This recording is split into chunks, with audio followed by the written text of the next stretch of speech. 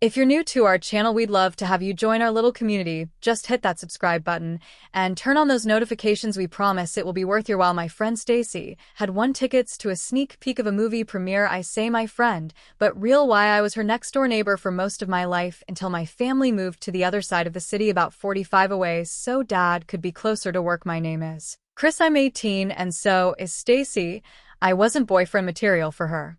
But truth be told, I would like to have been. Stacy lived at home alone with her mom. She was out of my league. She was several inches shorter than me. She was beautiful with long, straight brunette hair, sparkling blue eyes, a curvy body, and a smile that could melt your heart. She was popular and dressed the part of a popular girl. I wasn't exactly a geek, but I did occasionally get picked on by some of the bigger jock football players, one of which, Zach Thomas, the star running back, now lived next door to her where I used to live. He was a senior this year and had actual I dated Stacy for a short while at the beginning of the year. It didn't last long though. Once Stacy found out, he was an absolute jerk. Myself, I was somewhat athletic though scrawny with medium length dark hair. I had a good complexion that girls were jealous about. I only know this because they would tell me they were jealous of that, and my long lashes and blue eyes. I was even on the swim team. We had even won regionals this year. My junior year, Stacy liked sci-fi space movies, but none of her girlfriends were into that. She was afraid they wouldn't even understand and would laugh at her if they found out she liked them. She knew from growing up next to each other that she could always get me to go with her to them. These movies were the only time I got to be around such a beautiful girl. I knew she would never go out with me, but I couldn't help saying yes anytime these movies came up. Before she could drive, her mom would always drive us over to a theater in another town about 20 minutes away. She said it was because it was a newer state-of-the-art large theater with digital screens, but I had my suspicion it was so none of her friends would catch her out in public with me. This was the first time Stacy had called me after we had moved. I had not had a date with her since before school had started, and it was now mid-February. She told me all about the sneak peek premiere on Friday night and asked if I could go. I told her I could even before I had asked my parents. I knew mom would be okay with it, though she always would embarrass me saying you two make such a cute young couple every time we would come home from the movies. I think it was that she saw the little kiss on the cheek that Stacy would give me after each movie. She would never kiss me on the lips, just on the cheek. It was just enough to give me hope. I was a fool. I kept coming back for more, and here I was. Once again, I didn't have much in the way of dress clothes. I had a black ribbed turtleneck sweater that I chose to wear, but the only dress pants I had were a pair of gray lightweight slacks that were for church in the summer. I put on some black socks and my good black Sunday shoes. I had opened the door to my room as I looked at myself in the mirror when mom walked by and saw me. She looked at me once over my how handsome. Then she got a puzzled look on her face. Are those your church pants? Yeah, mom, I replied. Why? She looked at me disapprovingly. Sweetie, those are too light. It's only going to be about 20 degrees tonight. But mom, I argued. I was planning to wear my black winter jacket. It wasn't a convincing argument for her. But your legs will be freezing. Do you not have any other pants you can wear? How about some good jeans? Mom, this is for a date with Stacy. I want to look nice. I don't want to wear jeans. At the time, I didn't realize it, but I should have just worn the jeans. What happened the rest of that evening would change my life. Mom looked at me in deep thought for a moment. Wait, here, I have an idea, she said, and rushed off. She returned quickly with a flat square package in her hand and started to rip it open. Take off your pants. I'm going to have to help you with this. I was already taking my pants off when it occurred to me what she had in her hands. Mom, are you crazy?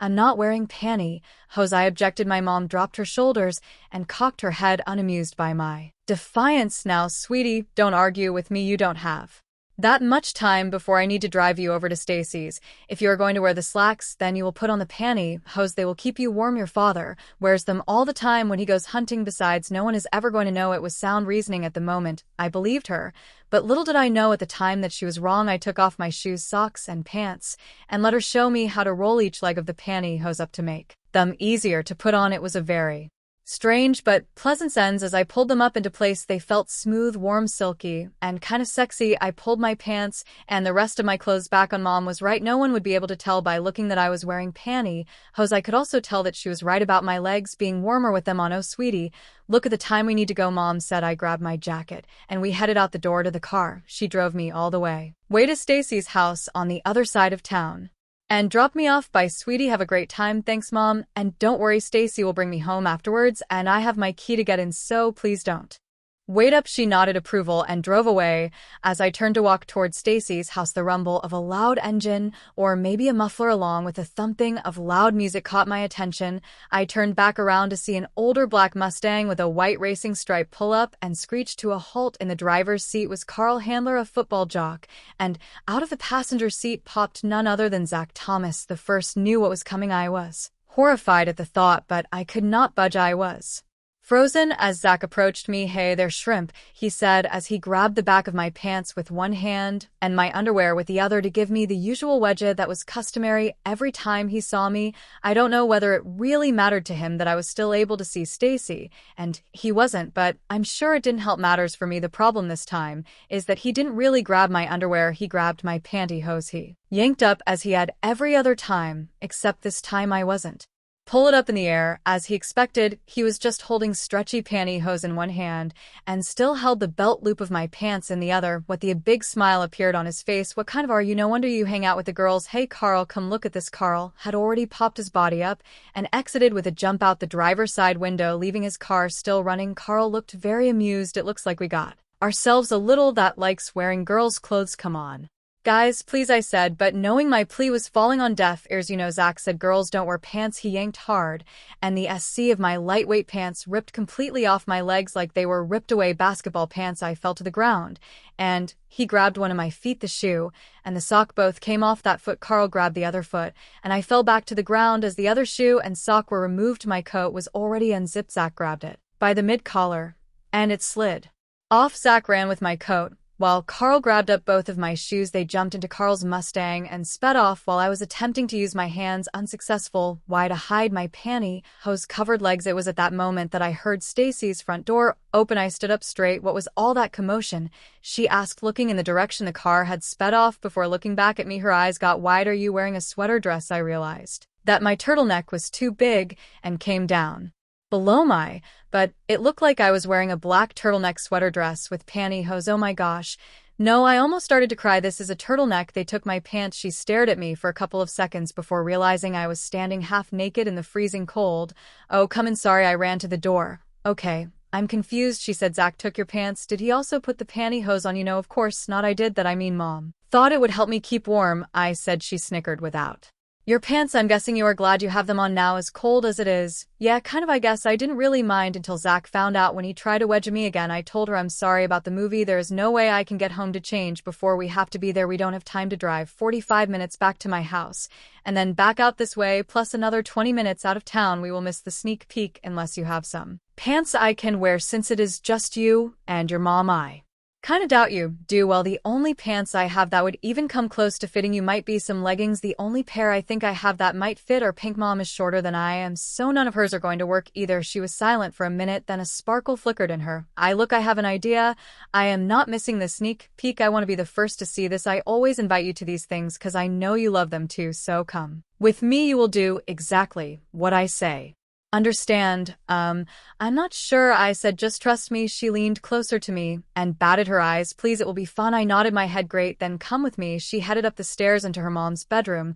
"I don't have any pants that will fit you, but I do have something that will fit. But first, take off all your clothes," she said, as if it was the most normal thing in the world to ask of me. "Excuse me, you heard me." "Strip," she repeated. I did as I was told. She continued to rummage through her mom's closet. "Where is it?" "I know she borrowed it. Here it is." It looked like the turtleneck I had been wearing, but it was a dress. It was sweater material that was stolen. It was black and had thick belt loops around it. There was a wide belt that buckled in the middle and front. I was shocked. I know I was wearing pantyhose, but I am not wearing a dress out in public. Are you crazy? That would be humiliating. I've had enough of that tonight already. She came over to me and put her arms around my waist. She'd never done that before. She said, "Honey, we don't have time to argue about this. I am not missing this movie, and I don't have much time to get you ready. I promise no one will know it is you except me. Do you want to go out with me or not? If you do, then you're going to have to do it my way tonight. Understand?" I didn't know when I would get the chance again, and I was a sucker. I nodded to her that I would do it. She took me and the dress to her room. She pulled out a black lace bra, black panties, and a pair of black rib tights from her dresser drawer. "Put the underwear and the tights on," she commanded. "Why the underwear? No one is going to see that." I asked. "If you have the underwear on, it will help you feel better, I think," she said. "Now stop Wasting time, I did as I was told. She had to help me with the bra. The bra was padded, and with a little bit of stuffing gave me the appearance of having some modest breasts. The tights were thicker, and I could tell they would be warmer than the pantyhose. She had me sit down while she grabbed a hairbrush and started brushing my hair straight back in the front. She took a pink hairband that had a white flower with some sparkly jewels in it offset to one side. She forced the hair on the front of my head straight back with it. It hurt a bit as she put it in place. She then used a pick to tease out my hair in the back. Hold on, I will be right back, she said. She came back to her room with a curling iron. She plugged it in to get it warmed up. Close your eyes, she said again. I did what I was told. I could feel her applying foundation makeup to my face. This isn't the exact color you need, but it will have to do for now. I opened my eyes. She started with the makeup around my eyes. It felt thick as she loaded on eyeliner, a thick shadow on my eyelids, and mascara. She put blush on my cheeks. She dabbed lipstick from a wet paintbrush like stick onto my lips. It tasted sweet like cotton candy. Then she took the curling iron and took the back of my hair and twisted it around in 5 or 6 spots and held it for about 30 seconds in each of the sections. She stepped back. Wow, what? I asked. Oh, shoes, she said, and ran out of the room. Sheared back. Put the dress on. I did as I was told. I slid the dress over my head. It was strange, as the dress slid on, how it had to slide over my breast to be adjusted into just the right place. I buckled the belt around the waistline. The dress was short and only came just above my knees. She came back with 2 pairs of shoes. Sorry, these are all I can find that might fit you. She presented me with a pair of black boots that had a significant heel on them and a pair of black leather pumps that had a strap across the top of the ankle. I don't think I could walk in either of those, I said. We don't have much time. Try the boots. We gotta get going. I slid my foot into one of the boots and zipped up the long zipper on the side. Amazingly, it fit. I put on the other boots before I could get up. Stacy put a necklace around my neck. It was silver with a diamond heart as the centerpiece. Then she took a pair of hoop earrings and began to put them on me. Oh wait, what am I thinking? You don't have pierced ears, she laughed. Then she broke the prong off one side of each of the earrings. I used to do this before I had my ears pierced. She placed each of the hoop earrings she had turned into ear clips on each of my ears. She final stepped back again. Oh, Chrissy, you just, wow, the guys are going to go crazy over you. I was not amused. That's not funny. As I stood up, she moved back away from the full-length mirror behind her, and I saw myself full wide for the first time as a girl. She was right. I looked amazing. I never looked this good ever in my life, but she didn't give me much time to soak it in. I had a brief look at a pretty girl with her hair pull it back, some short curls hanging out of the back, a cute little bow in her hair, a warm but sexy dress, some sexy heeled boots, and tight covered legs. I looked good and ready for a night out. She grabbed me by the arm. Come on, we are going to be late. Sorry, I don't have a coat that will fit you, but we have to go. I wobbled in the shoes, trying to run after her. She grabbed 2 handbags off the wall by the garage. She handed a little red one to me. I got in her car, and we took off. The 2 of us girls go to the movies in her little red convertible. The top was kept up due to the cold weather. Thank goodness for not having to be exposed in public as a girl just yet. It was not the date I had imagined. That morning we arrived at the theater. Stacy got out immediately. It gave me little time to react. As I stepped out of the car into the cold night air in a dress for the first time, I was nervous, scared, and I didn't know why I was doing this. Come on, Chris, a Christy girlfriend, we will be late. I wobbled but gained my balance as I walked, trying to keep up and learn to walk in heels all at once. When we reached the door, a couple of guys were getting there at the same time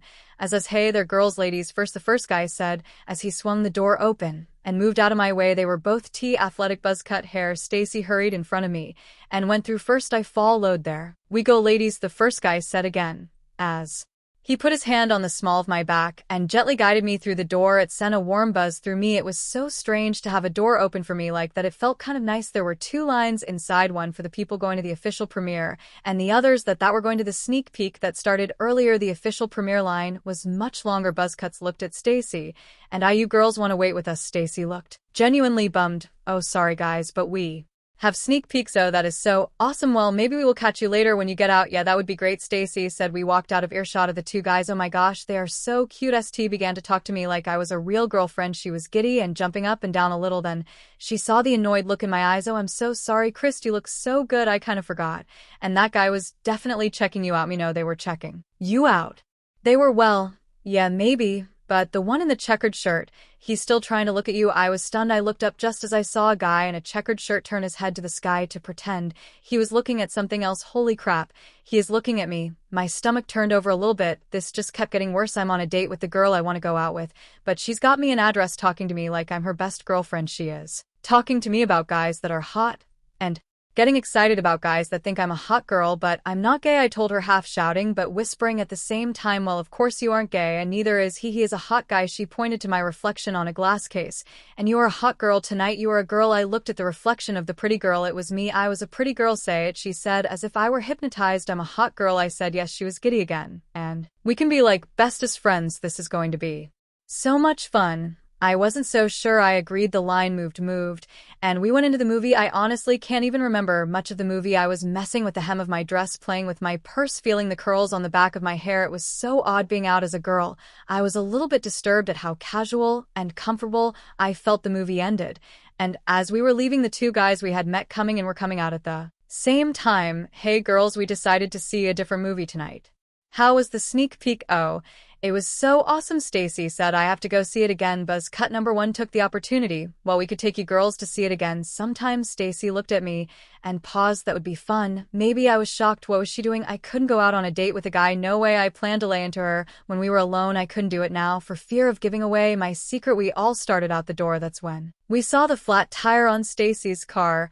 Oh man, not again, Stacy said. Buzz cut number one looked up. Is that your car? Yes, she said. I don't have a spare, and I live about 20 minutes from here over in the big city. He thought for a moment. I tell you what, let me give you a ride home tonight. I can pick you up in the morning and bring you back to fix it or replace it. Oh, that would be great, but CHR lives quite a bit further away than I do, on the other side of the city. Checkered. Buzzcut spoke up. Well, the base is not that far from that side of town. I can take her. It's not that far out of the way. He suddenly realized that I wasn't wearing a coat. He took his off and put it around my shoulders. You look cold. We've been out here a while. Before I could protest, Stacy had already accepted.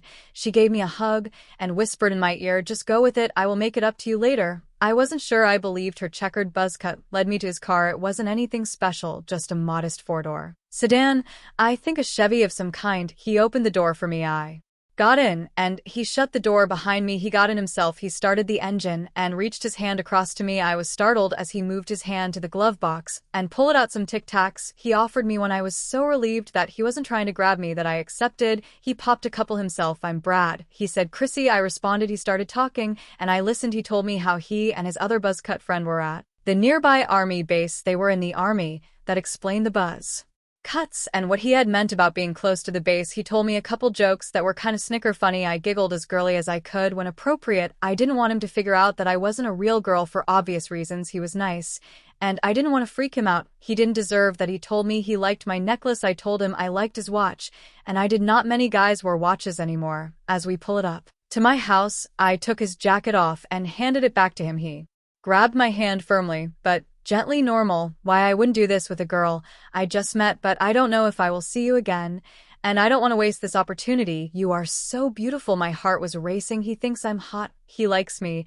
I didn't get to finish that thought. He leaned in towards me and looked in my eyes. I looked back. He closed his eyes with his lips inches from mine. I was too shocked to move. He was kind enough to drive me home. He thinks I'm beautiful, and he just wants a little kiss. For a brief moment, I thought, just for an instant, what could it hurt? It's just a kiss. I leaned towards him. Our lips barely separated. He leaned in the rest of the way and kissed me, a kiss on the lips, and he held it there momentarily. Then he opened his mouth and I opened mine, and our tongues intertwined. It felt like a kiss should feel. It was wonderful, soothing, loving, and what it was gentle and kind. It was passionate and deep. I was lost in it. As he pulled it away, I leaned towards him, wanting just a little more. He gently touched his lips to mine, and we kissed a soft little piecey goodnight, Christy. And good night, I moaned, and smiled at him. I opened up the door to the car and stumbled out, still drunk on the kiss, lost in a fantasy world. My boot heels clicked loudly across the pavement. Stacy was right. I thought, I am a girl. I am now. I heard his car driveway. As I approached the door to the house, I realized that my key was in my coat pocket, the one I no longer had. I couldn't get back in the house. Just then the porch light came on, and Mom appeared from behind the door. Can I help? Chris, is that you? What the hell are you wearing? Why are you dressed like that? I moved past her into the house. I was mortified that she had seen me this way, but since she hadn't passed out, I was assuming she hadn't seen the movie scene kiss that had just blown me off my feet. Mom, I know I look crazy. I can explain, but it's late. Can we talk about it in the morning? I promise I will tell you all about it in the morning. She looked at me a bit worried, then eased back. Okay, but don't let your father see you in that outfit. He might go nuts. I went to my room exhausted and feeling like I had never felt before. I went to bed dreaming about my first kiss. In my head. I was trying to decide if it was just that I was winged to help Stacy with her date to go out with these guys, or crazier, did I want to go out with them now too? I went to bed with pleasant thoughts of the one true kiss I'd had in my life, and I think I was hoping there would be more to come. Then an awful thought popped into my head. I have nothing to wear.